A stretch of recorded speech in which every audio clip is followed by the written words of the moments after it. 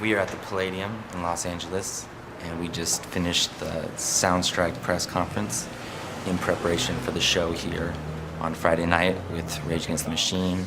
A friend of my mother's in Omaha. She lived in the States for 23 years. She has 3 daughters, and because of her legal status and some bad legal advice, she's been separated from her children for 2 years.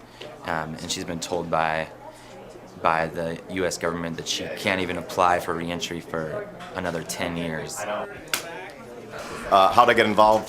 Zack asked me and Rage to be a part of it, and I was happy to do it. It's a righteous cause, and honored to be a part of it. I'd like to thank all of you for coming, but specifically I want to thank Zack de la Rocha. Before anybody else was there in Arizona, he was there marching with us, and one of the things that attracted us to invite him was that we heard some of his songs, and one of the songs said, "This is for the people of the sun. This is for the people of the sun." Friday, July 23rd is a very important day for us for a couple of reasons. One, because it will be the first concert that Rage has played in Los Angeles in 10 years. Very proud to share the stage with Conor Oberst and the Mystic Valley Band, as well as the Jornaleros del Norte. All 3 bands on the bill also reflect the spirit of solidarity and the fight for social and economic justice. We're here today to support the international boycott of the state of Arizona in the wake of the passage of SB 1070. We're here to use our music to unite people of all colors and economic strata in a single voice of solidarity to say no to legalized racial profiling.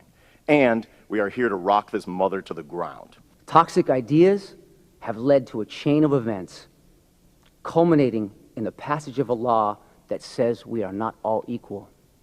When you hear people talk on TV about it, it's really easy to forget that these are human beings that we're talking about.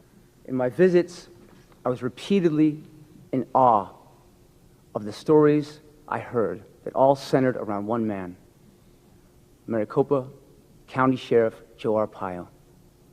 A sheriff that does not want to merely detain immigrants, he wants to humiliate them and cause them pain and suffering, and then parade them in prison chain gangs for photo ops.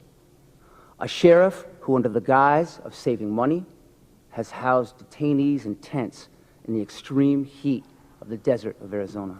And then we heard the story of Alma Minerva Chacon, who during what should have been one of the most precious moments of her life was forced to give birth to her daughter handcuffed and chained to a gurney in a scene from periods of history I thought had long been gone. There's one other thing that we need to do, and I'm going to call on everybody to do this. We need to educate the public. I'm sure that every single one of us, the food that we ate today, was picked by an undocumented worker.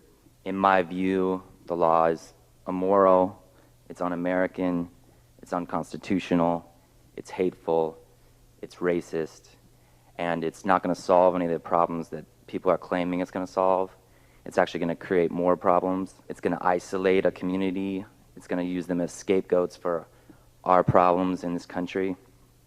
It's going to literally divide families, and it's going to breed distrust between the law enforcement and the communities. This is not a Latino issue or an immigrant issue. This is a battle of basic human dignity, a battle that Rage Against the Machine, Conor Oberst, and the artists of the Soundstrike are fully committed to win. We thank our fans, and especially those in Arizona who understand we are also fighting for them. Thank you.